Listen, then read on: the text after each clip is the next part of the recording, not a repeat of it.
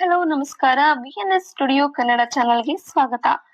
Video ಪ್ರಾರಂಭವಾಗೋದಕ್ಕೂ ಮುನ್ನ ಯಾರೆಲ್ಲ video ಅನ್ನ ನೋಡ್ತಾ ಇದ್ದೀರಾ ಎಲ್ಲರೂ ನಮ್ಮ ಚಾನೆಲ್ ಅನ್ನ ಸಬ್ಸ್ಕ್ರೈಬ್ ಮಾಡ್ಕೊಳ್ಳಿ.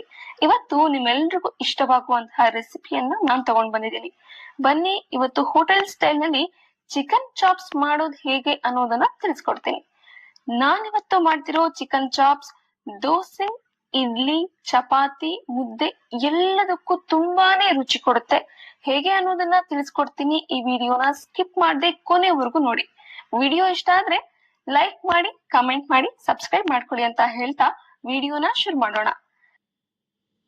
ನಾನು 1/2 kg ಚಿಕನ್ ಅನ್ನ ನೀಟಾಗಿ ವಾಶ್ ಮಾಡಿ ಇಟ್ಕೊಂಡಿದ್ದೀನಿ.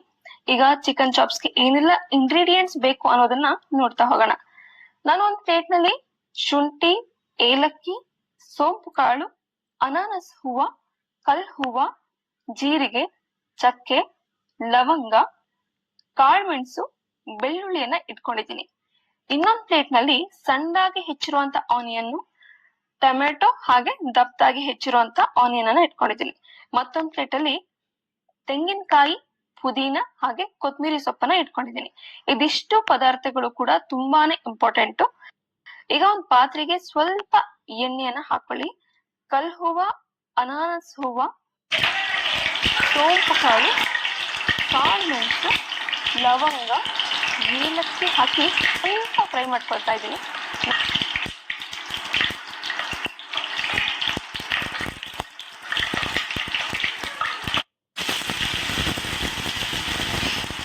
ಚಿಕ್ಕ ಬೆಳ್ಳುಳ್ಳಿಯನ್ನು ಹಾಕೊಳ್ತಾ ಇದ್ದೀನಿ. ಒಂದು 4 ಚಿಕ್ಕ ಚಿಕ್ಕ ಪೀಸ್ ಆಗಿರುವಂತಹ ಶುಂಠಿಯನ್ನ ಹಾಕೊಂಡು ತಿರುಗಿಸ್ಕೊಳ್ಬೇಕು.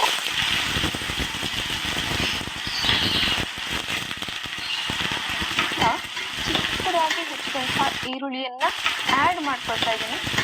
ಸ್ವಲ್ಪ ಬ್ರೌನಿಶ್ ಬರೋವರೆಗೂ ಇದನ್ನ ಬಾಡಿಸ್ಕೊಳ್ಬೇಕು. ನಂತರ ಇದಕ್ಕೆ 4 ಮೆಣಸಿನಕಾಯಿನ ಸೇರಿಸ್ಕೊಳ್ತಾ ಇದ್ದೀನಿ. ನಮ್ಮ ಮನೆಯಲ್ಲಿ ಯಾರು ಕೂಡ ಖಾರವನ್ನ ಹೆಚ್ಚಾಗಿ ತಿನ್ನೋದಿಲ್ಲ. ಎಲ್ರೂ ಖಾರ ತಿನ್ನೋದು ತುಂಬಾ ಕಡಿಮೆ. ಹಾಗಾಗಿ ನಾನು 4 ಮೆಣಸಿನಕಾಯಿಯನ್ನ ಆಡ್ ಮಾಡ್ಕೊಳ್ತಾ ಇದ್ದೀನಿ. 1 ಹಿಡಿ ಪುದೀನ, 1 ಹಿಡಿ ಕೊತ್ತಂಬರಿ ಸೇರಿಸ್ಕೊಂಡು ಫ್ರೈ ಮಾಡ್ಕೊಳ್ಬೇಕು.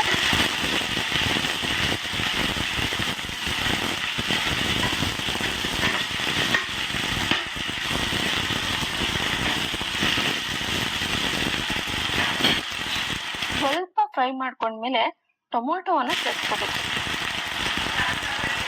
ಟೊಮೆಟೊವನ್ನ ಸೇರಿಸ್ಕೊಂಡು ಸ್ವಲ್ಪ ಫ್ರೈ ಮಾಡ್ಕೊಳ್ಳಿ. ನಂತರ ಸ್ವಲ್ಪ ತೆಂಗಿನಕಾಯಿಯನ್ನ ಆಡ್ ಮಾಡಿಕೊಂಡು ಒಂದು 30 ಸೆಕೆಂಡ್ ಫ್ರೈ ಮಾಡ್ಕೊಳ್ಳಿ. ನಂತರ ಇದನ್ನ ತೆಗೆದು ಒಂದು 10 ನಿಮಿಷ ಆರೋದಕ್ಕೆ ಬಿಟ್ಕೊಡ್ಬೇಕು. ಮಸಾಲ ಪದಾರ್ಥ ಆರಿದ ನಂತರ ಸ್ವಲ್ಪ ಚೆನ್ನಾಗಿ ಫೈನ್ ಪೇಸ್ಟ್ ಆಗುವವರೆಗೂ ರುಬ್ಬಿಕೊಳ್ಬೇಕು.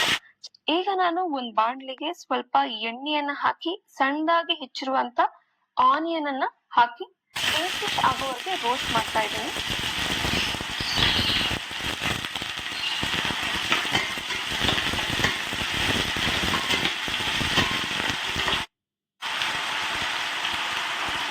ಅರಿಶಿನ ಹಾಕಿ ಫ್ರೈ ಮಾಡ್ಕೊಳ್ಳಿ.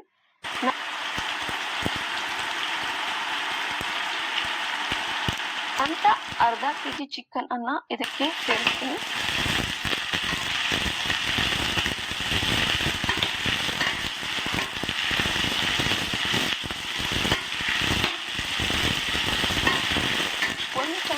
ಉಪ್ಪನ್ನ ಹಾಕ್ತಾ ಇದ್ದೀನಿ. ಇದನ್ನ 2 ನಿಮಿಷ ಹಸಿ ವಾಸನೆ ಹೋಗೋವರೆಗೂ ಚೆನ್ನಾಗಿ ಫ್ರೈ ಮಾಡ್ಕೊಳ್ಬೇಕು. ನಂತರ ರುಬ್ಬಿದ ಮಿಶ್ರಣವನ್ನ ಸೇರಿಸಿ ಚೆನ್ನಾಗಿ ತಿರುಗಿಸ್ಕೊಳ್ಬೇಕು. ಒಂದು ಸಣ್ಣ ಕುದಿ ಬಂದ ನಂತರ ರುಚಿಗೆ ತಕ್ಕಷ್ಟು ಉಪ್ಪು ಇದೆಯಾ ಅಂತ ಚೆಕ್ ಮಾಡಿ, ಇಲ್ಲದಿದ್ರೆ ಸ್ವಲ್ಪ ಆಡ್ ಮಾಡ್ಕೊಳ್ಳಿ. ನಂತರ ಇದನ್ನ ಚೆನ್ನಾಗಿ ತಿರುಗಿಸಿ ಒಂದು 10 ನಿಮಿಷ ಬೇಯೋದಕ್ಕೆ ಬಿಡಬೇಕು.